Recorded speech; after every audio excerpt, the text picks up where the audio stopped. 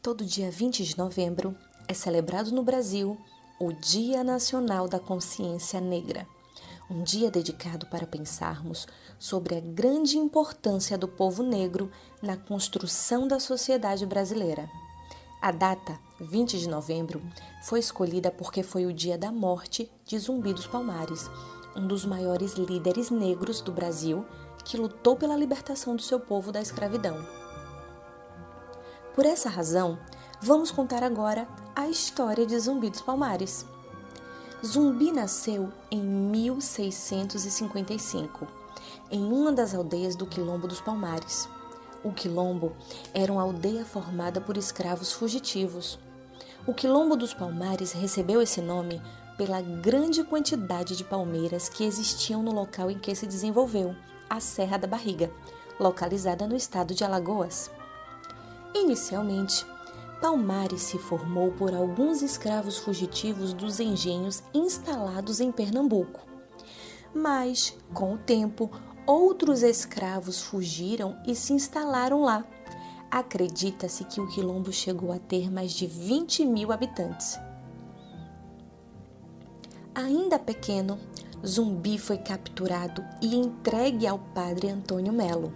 O padre resolveu chamá-lo de Francisco. O tempo passou e Francisco, já adolescente, lia, escrevia, falava latim e português, interessava-se pelas estratégias do jogo do xadrez e ajudava nas missas como coroinha. O padre Antônio Melo escreveu várias cartas a um amigo, exaltando a inteligência do garoto. Era um garoto brilhante. Por volta de 1670, com 15 anos, Zumbi fugiu e voltou para o Quilombo. Neste período, o Quilombo dos Palmares já tinha um líder. Era o tio de Zumbi. O seu nome era Gangazumba. Porém, este líder já estava cansado de tantas lutas para defender o Quilombo e estava decidido a assinar um acordo de paz. Mas o acordo não iria acabar com a escravidão, e isso desagradou boa parte dos integrantes do Quilombo. Foi nesse momento que Zumbi rompeu com seu tio Gangazumba e passou a ser aclamado como grande chefe por aqueles que ficaram em Palmares. Zumbi tornou-se um dos líderes mais famosos de Palmares.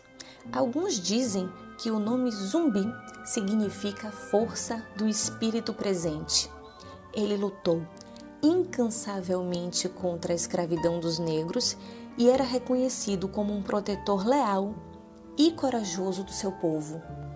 Zumbi era um extraordinário e talentoso dirigente militar. Explorava com inteligência as peculiaridades da região.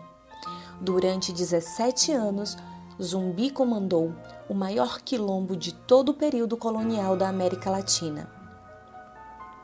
Substituiu a estratégia de defesa passiva por um tipo de estratégia de guerrilha, com a prática de ataques de surpresa a engenhos, libertando escravizados e apoderando-se de armas, munições e suprimentos, o que passou a incomodar não só os senhores de engenho, mas o próprio governo colonial.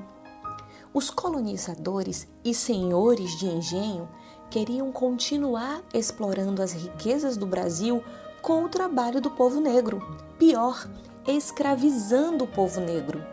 Portanto, Zumbi lutou para que o Quilombo não fosse destruído pelos colonizadores. Lutou pela liberdade do povo negro. Lutou contra a escravidão.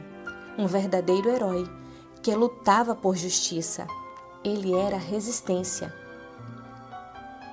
Porém, em 1694, o Quilombo foi invadido por forças lideradas pelo bandeirante paulista Domingos Jorge Velho. Era uma galera que queria prender novamente os negros fugitivos que viviam nos quilombos e manter a escravidão. Nesta invasão, Zumbi foi ferido, mas conseguiu escapar. Porém, infelizmente, em 20 de novembro de 1695, Zumbi foi capturado e morto.